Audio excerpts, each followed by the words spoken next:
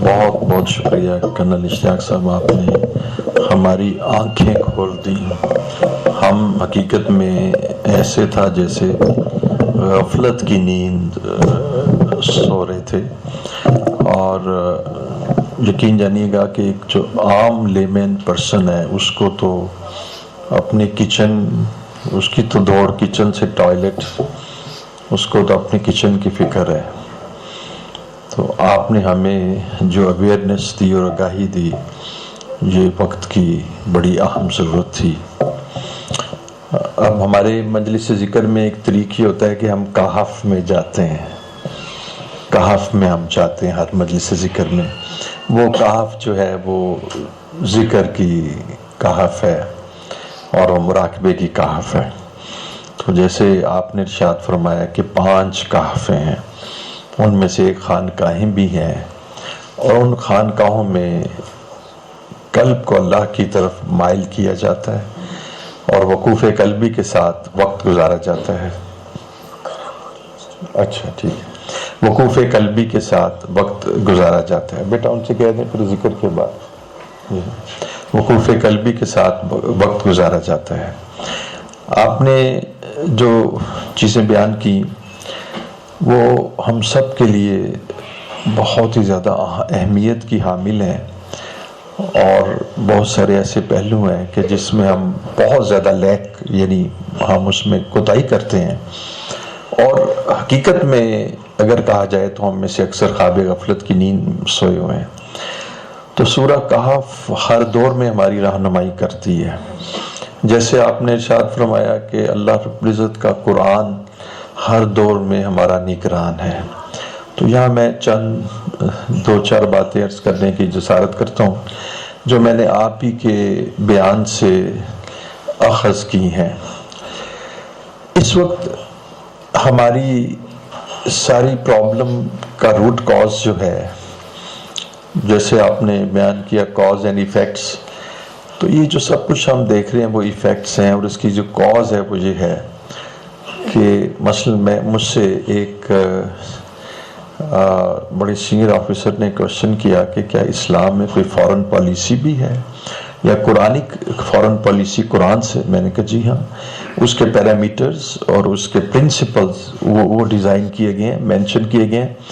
آپ یقین جانیے گا کہ قرآن میں ریپیٹڈلی ایک چیز ہے کہ جو فارن پالیسی کا، یعنی فارن پالیسی کے لیے وہ ایک پیراماؤنٹ امپورٹنس کی حیثیت رکھتا ہے. وہ کیا کہ اس کا مفہوم یہ ہے کہ تم ان کو اولیاء کہتے ہیں، ولی کی جمع اولیاء کہتے ہیں دوست، یہ تمہارے دوست نہیں ہو سکتے، یہ تمہارے دوست نہیں ہو سکتے. ایوب نے لکھا تھا نا، فرینڈز ناٹ ماسٹرز، یہ بھی ٹھیک نہیں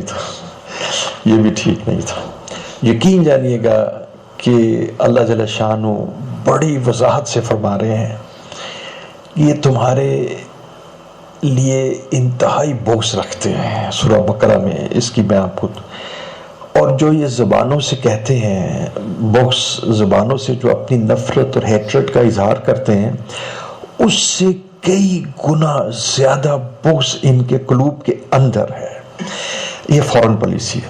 اچھا، اور یہ کہ جب تمہیں نفع پہنچتا ہے، میں یہ کہوں گا جب تم فلرش کرتے ہو، جب تمہیں خوشحالی پہنچتی ہے، تو یہ اس حسد اور کینے اور بغض کی وجہ سے اپنی انگلیاں دانتوں میں دبا لیتے ہیں. اور یہ تم سے کبھی یہود و نصارہ راضی نہیں ہوں گے جب تک کہ تم ان کی ملت کو اختیار نہ کر سکو. یہ ہمارا پہلا پرنسپل تھا فارن پالیسی کا کہ اللہ کی کتاب نے، قرآن نے ہمیں یہ مینشن کر دیا کہ یہ تمہارے نہیں ہو سکتے، یہ تمہارے ہو ہی نہیں سکتے، یہ نہیں تمہارے ہو سکتے. آپ کو کیسے غلطی لگی اور آپ نے اپنی آنکھوں سے دیکھ لیا کہ یہ ہمارے نہیں ہو سکتے، یہ ہمارے نہیں ہو سکتے. جب ان کو موقع ملے گا تو وہ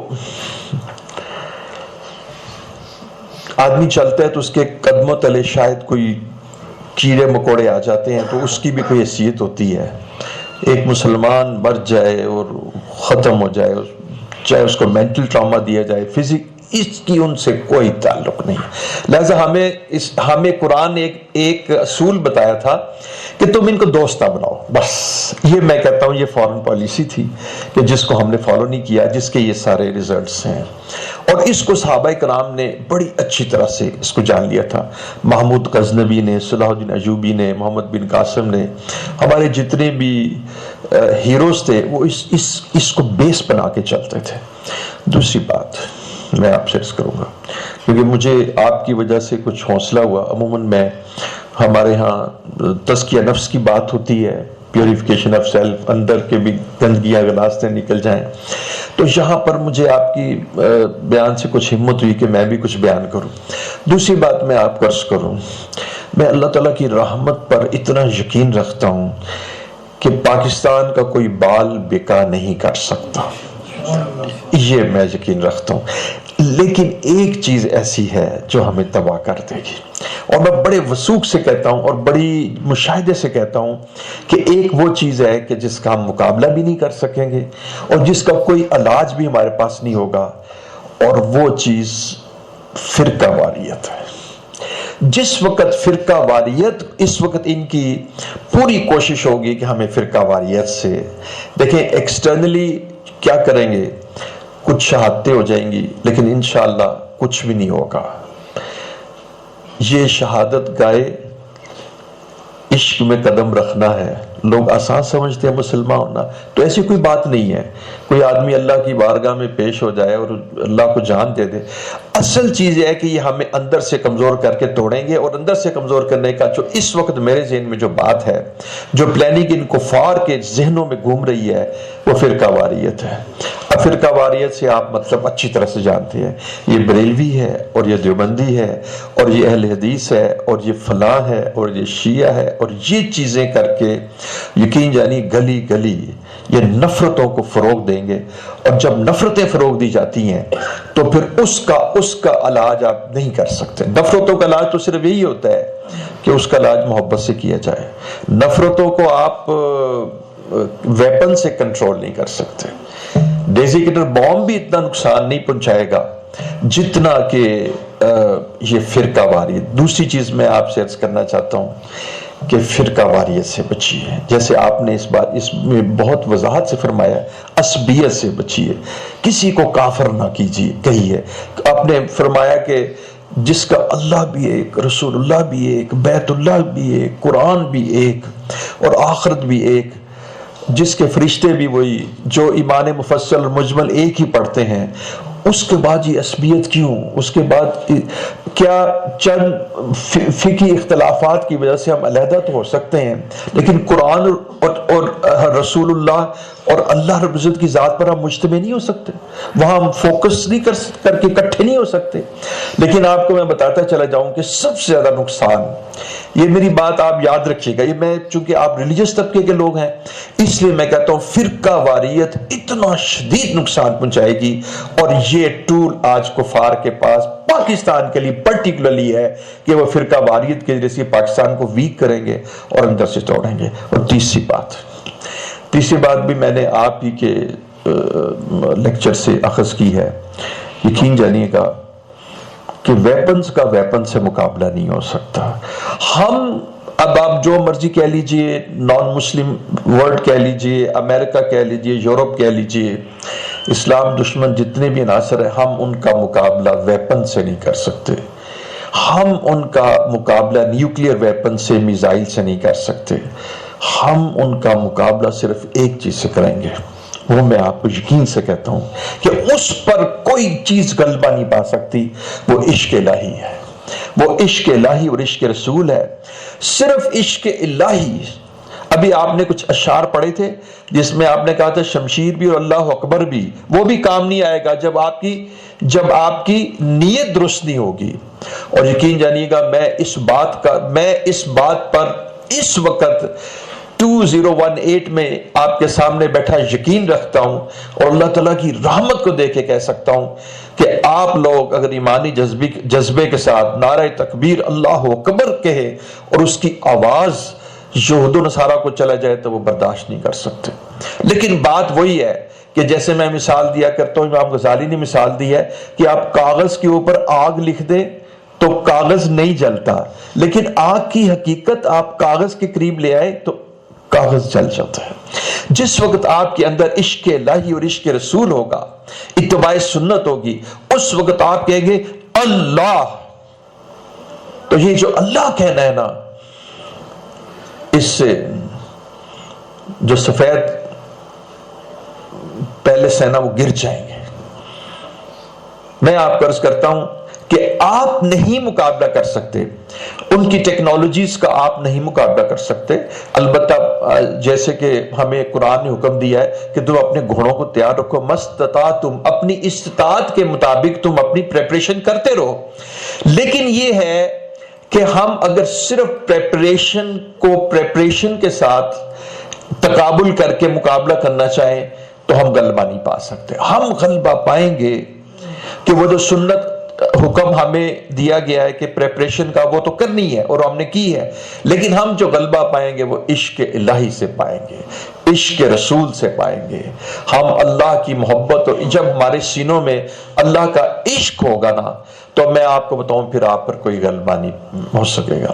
ہم یہاں پر تسبیح تو پکڑی ہوئی ہے اور کبھی ہم نے آج تک کوئی ایسا لفظ جہاد کا استعمال نہیں کیا، لیکن اس تسبیح سے قلب کے اندر جو عشق الہی پیدا ہوتا ہے اس سے لوگ اپنے اس پیارے ملک کے لیے ہر قسم کی جان قربان کرنے کے لیے تیار رہیں گے. تو میں آپ کو یہ بات ضرور بتاتا ہوں کہ بالخصوص فرقہ واریت سے بچیے. آپ کو کوئی آدمی کسی کی برائی، کسی سیکٹ کی، کسی مسلک کی برائی بیان کرے، آپ کو وہ بھی جو ہے نا وہ اللہ یعنی اللہ کی عبادت کرتے ہیں. آپ کو تعجب ہوگا کہ مجھ سے ایک آدمی نے ایک سوال کیا، ایک شخص نے مجھ سے ایک سوال کیا، وہ میرے پاس آیا. اس نے کہا جی کہ میں اپنا جا رہا تھا نماز کے لیے تو میری نماز چھوٹنے لگی. نماز کچھ دور تھی، مسجد دور تھی، تو مجھے رستے میں ایک بریلویوں کی مسجد مل گئی تو میں نے وہ نماز نہیں پڑھی. میں نے کہا آپ نے بہت برا کیا، آپ وہیں اس کے پیچھے نماز پڑھتے کیونکہ وہ بھی اللہ ہی کی عبادت کرتے ہیں. امام کا اپنا اللہ سے تعلق ہے، وہ اللہ ہی کی عبادت کرتے ہیں، تم ان کے پیچھے نماز پڑھو. پھر اس نے کہا ایسی میں ایک جگہ اور گیا تو وہاں ایک اور مسلک تھا. میں نے کہا وہ بھی اللہ کی عبادت کرتے ہیں، تم اس کے پیچھے کھڑے ہو جاؤ، تم اللہ کی عبادت کرو، تم اپنی نیت اللہ کے لیے خالص کرو. تو یقین جانیے گا کہ ہمیں مختلف مسالک کے اندر مبتلا کر کے ایک ایسی نفرتوں کی ایک ایسی خلیج پیدا کی جائے گی، ایک نفرتوں کی ایسی خلیج پیدا کی جائے گی کہ جس کے بعد میں آپ کو بتاؤں وہ طوفان نفرتوں کا پھر سنبھالنا مشکل ہو جائے گا اور گلی گلی میں فساد ہوگا.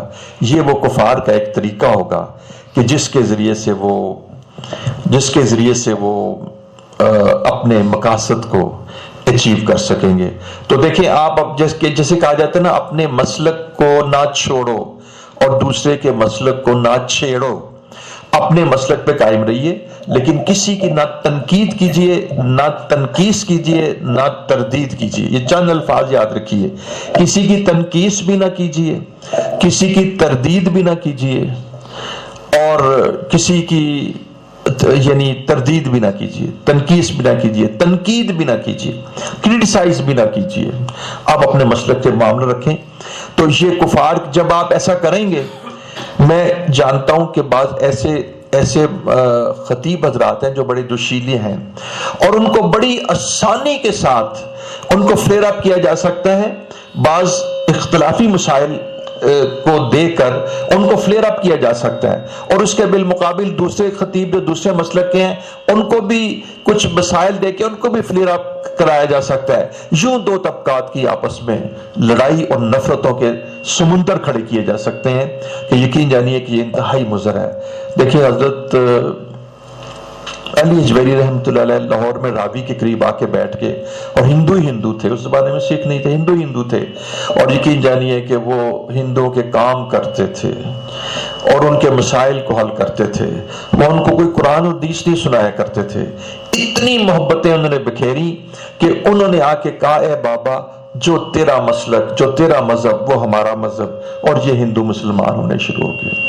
تو ہم اس ذکر میں یہی محبت کو فروغ دیتے ہیں۔ تو پہلے آپ اس کا نام میں نے رکھا ہے، حضرت کرنل صاحب، اس کا میں نے نام رکھا ہے روحانی چارجر۔ اس کو ہم نے تلخیص کیا ہے، یہ ہمارے سلسلہ عالیہ نقشبندیہ سے اور حضرت شیخ العدیث زکریا کے 12 تسبیح سے ماخوذ ہے۔ اس میں لا الہ الا اللہ یعنی 200 مرتبہ، الا اللہ 200 مرتبہ اور 500 دفعہ اللہ ہے۔ تو لا الہ الا کہتے ہوئے ہم ہر خیر کی نفی کرتے ہوئے اللہ کی ضرب قلب پہ لگائیں گے اور اللہ کو محبت سے اپنے قلب میں یاد کریں گے، اور الا اللہ کا مطلب ہے اللہ کے سوا کوئی نہیں ہے، اور اللہ کو بھی محبت سے پکاریں گے۔ تو یہ ذکر ہم تھوڑی دیر کرتے ہیں، یہی ہماری کہف ہے، اسی سے اسپرچویلٹیز پیدا ہوں گی۔ اور جیسے آپ نے کہا کہ مادیت اور اسپرچویلٹی، ان دونوں کا جو سنگم ہے وہ آج ریکوائرڈ ہے۔ اللہم صلی علی سیدنا محمد وعلی آل سیدنا محمد وبارک وسلم۔ اللہم صلی علی سیدنا محمد وعلی آل سیدنا محمد وبارک وسلم۔ اللہم صلی علی سیدنا محمد وعلی آل سیدنا محمد وبارک وسلم۔ لا الہ الا اللہ، لا الہ الا اللہ، لا الہ الا اللہ، لا الہ الا اللہ، لا الہ الا اللہ، لا الہ الا اللہ، لا الہ الا اللہ، لا الہ الا اللہ، لا الہ الا اللہ، لا الہ الا اللہ، لا الہ الا اللہ، لا الہ الا اللہ، لا الہ الا اللہ، لا الہ الا اللہ، لا الہ الا اللہ، محمد الرسول اللہ صلی اللہ علیہ وسلم۔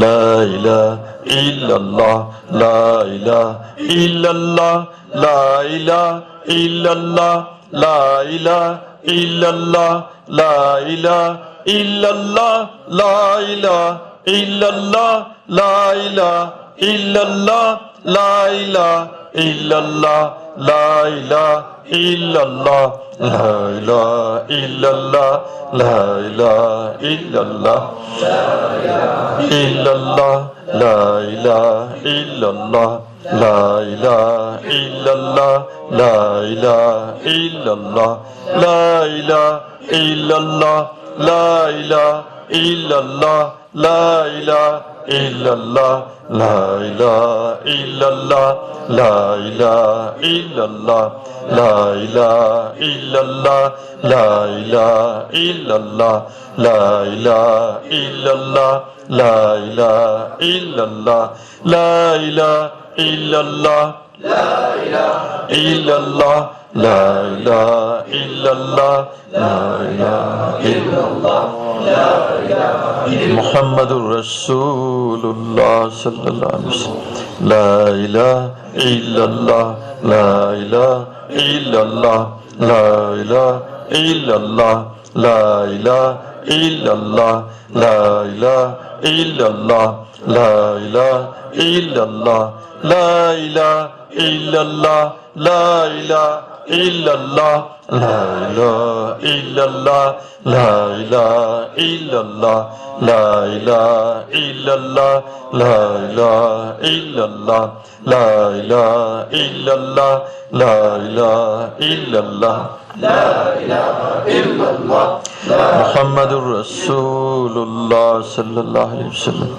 لا الہ الا اللہ، لا الہ الا اللہ، لا الہ الا اللہ، لا الہ الا اللہ، لا الہ الا اللہ، لا الہ الا اللہ، لا الہ الا اللہ، لا الہ الا اللہ، لا الہ الا اللہ،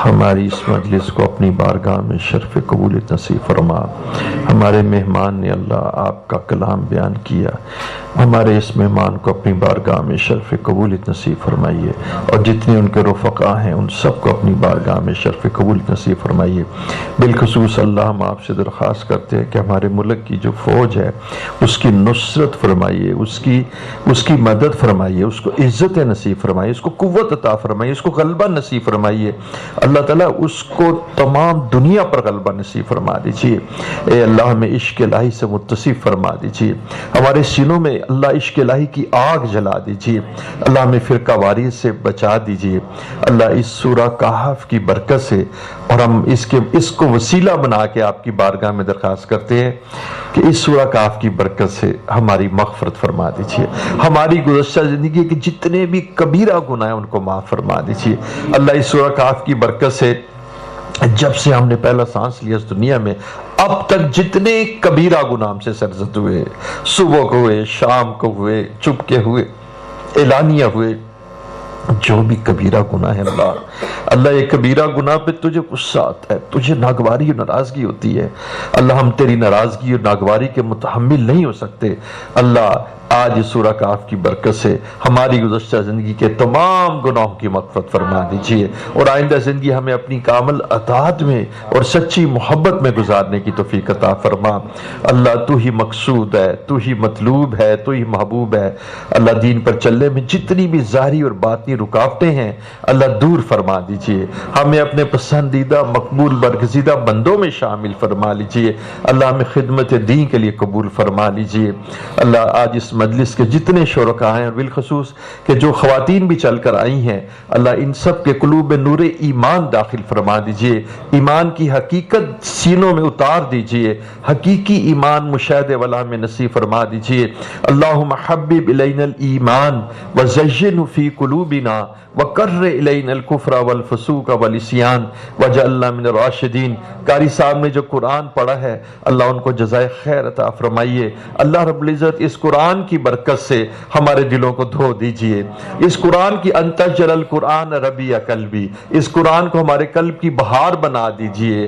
اللہ اس سے ہمارے غموں کو دور کر دیجئے۔ اللہ اس قرآن کی برکت سے ہمارے سینوں کے اندر سے کینے نکال دیجئے، اس قرآن کے نور سے ہمیں ہمارے قلب کو روشن کر دیجئے۔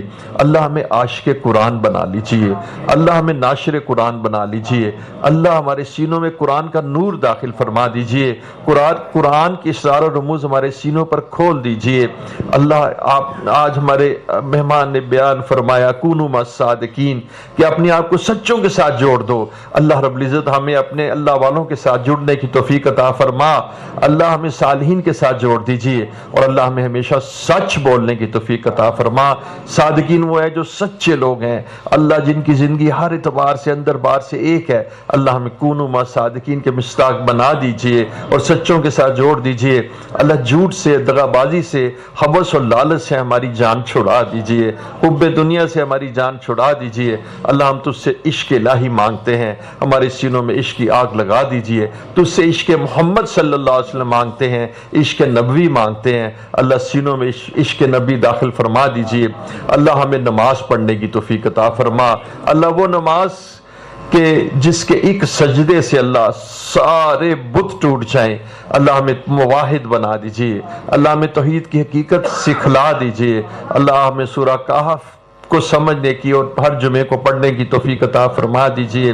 اللہ اس مجلس کو اپنی بارگاہ میں شرف قبولیت عطا فرماتے ہوئے اس مجلس کے ہر شریک دوست کو، ہر شریک بہن کو اللہ ہدایت دے دیجئے، اللہ ہدایت دے دیجئے۔ اللہم اہدنا الصراط المستقیم۔ اللہ جب کوئی فقیر کی مجلس میں چل کر آ جاتا ہے آپ اس پہ رحم فرما دیتے ہیں، آپ اس کو ضائع نہیں کرتے۔